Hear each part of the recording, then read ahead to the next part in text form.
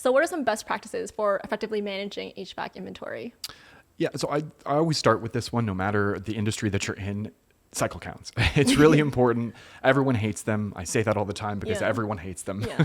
But they're very, very important. Some people think that if they're using software that they don't need to do cycle counts because, hey, it's all being updated in the software. Get kind of lazy. Exactly, right? So why bother? It's I got the software. That's what Yeah. I'm paying them a good money for. But regardless of how you're managing your inventory, you need to be doing cycle counts, and they don't have to be daunting. What I kind of recommend, especially for field services, to kind of do it in sections, right? So if you're doing a cycle count, maybe just do truck one day, do truck two the second day, Divide truck the workload. three, divide into different days, and then warehouse on a separate. Do it all on separate days. That way you It's don't not have to. overwhelming, right? And not just overwhelming, but like you don't have to stop your business. true. You obviously want to keep the ball rolling. You want to keep the customers happy, keep the jobs going, and you can't really do that if you have to like.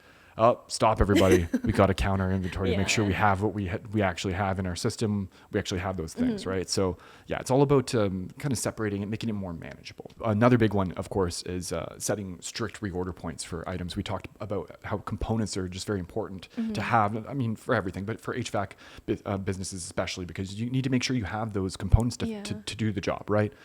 So if you want to make sure that you're not running out of those components, you want to make sure that you have those reorder points in place. And what does that mean? That means that you set a number. Like, for example, you know that you have 10 AC units, and once you hit 10, you need to order more, right? So whatever system you're using, make sure that it alerts you so that when you hit that 10, you know it's time to order more.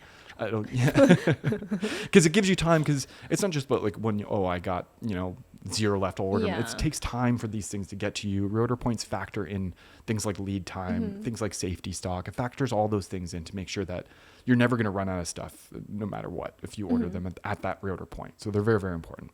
Another big one for HVAC companies would be a mobile job site workflow. Of course, we talked about, again, everyone's located all over Everywhere, the place. yeah. Big service area. You're going to people's houses, you're going to stores, you're going to factories. Wherever the job needs to be done, you need to go to that place, right? So if you have a mobile job site workflow, it's kind of a great way for you to plan those job routes better for your technicians, and also make sure that all your technicians have the equipment that they need, they have the components that they need.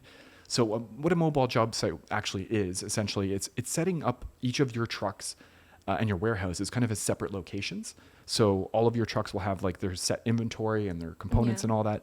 And then they would go around and they would do their jobs, and then they would go back to the warehouse and just kind of replenish their stock as needed. So the warehouse kind of acts like a central hub, essentially. Analyzing historical data, of course, is really, really important for demand forecasting, knowing what you need when you need it. We talked about seasonality earlier, so that kind of plays into that. So if you kind of understand that, okay, last August, look at my historical data, I know that I sold 25 of these AC units, for example. So you probably can guess, I'll probably need at least 25. You might want to factor in things like, my business has actually grown by 25% since last year, right? So add that in, maybe get that 25 plus the 25% more, maybe even a little more wiggle room just in case, because you don't want to run out, and see how that goes, kind of thing. So it's really important to kind of see what you've done to kind of, Like predict, influence what you're going to do, essentially, right?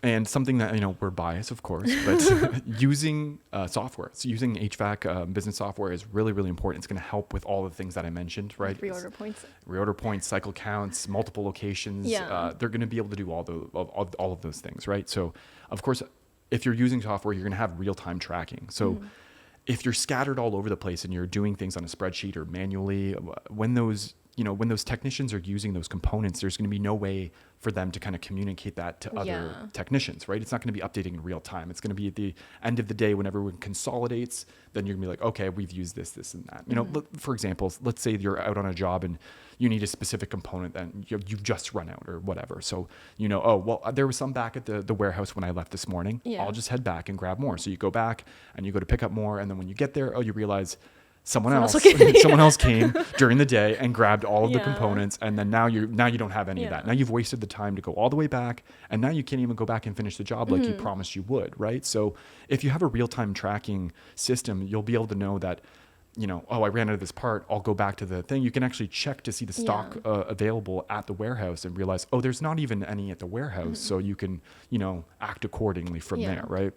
And these systems are also going to allow you to restrict access by user. And that's actually really important for field service people.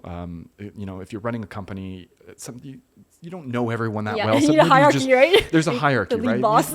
You're the boss and you can be trusted. But sometimes a lot of times you have, I'm not saying, don't trust your technicians, but if you've just hired someone, they're brand new, they're greenhorn, they've only been with their company for a few weeks, you might not want to give them full access to the systems. You can kind of restrict their access to either just like view only It or makes like sense. It full takes time to access. build trust. Exactly. And once that trust is built, then you can give them, Yeah. instead of no access, you can give them view only. And then once they're fully trusted and you love them, give them full access to the system. And it's not just about like, getting things stolen, but it's also just like if they're using the system improperly, then maybe they're not updating it properly. You can't trust them to even use the system how it's meant to be used. And then maybe you don't want to give them full access because they're just going to mess everything up for all the other technicians, right? So it's really important. And just in general, these systems are great for just automating menial tasks. Things like we talked about historical data, like if you have a system that has really great reporting features, you don't need to go through and manually look at the data and crunch the numbers. It's going to kind of give you that data just at a glance really quickly, really easily, right? So, I mean, inFlow is a great example of this. We have reorder points, so that's great for obviously making sure that you're not running out of things. We have the real-time data tracking, so everything's in the cloud, so you can kind of track who has what equipment, how much of it is on each truck, all of that stuff. We also have multiple locations so that you can set up that mobile job site workflow really easily. We have a mobile app too. Of course, that is really useful when you're out on the field. Super convenient. Yeah. Don't need to bring your computer over there. Huge laptops and stuff in your truck. Obviously not ideal when you're out on the job. We have a built-in barcoding system as well, and you can even use the mobile app and use the camera to scan the barcodes, right? So you don't even need a scanner either. It's all kind of the system all built into the phone, which is great. So that seems like a very seamless package. Very seamless package. And of course, there's the reporting features, which makes historical data tracking and all that stuff, demand forecasting, all that stuff way easier. You don't have to use so much brain power. Exactly. Who wants to do that? Nobody.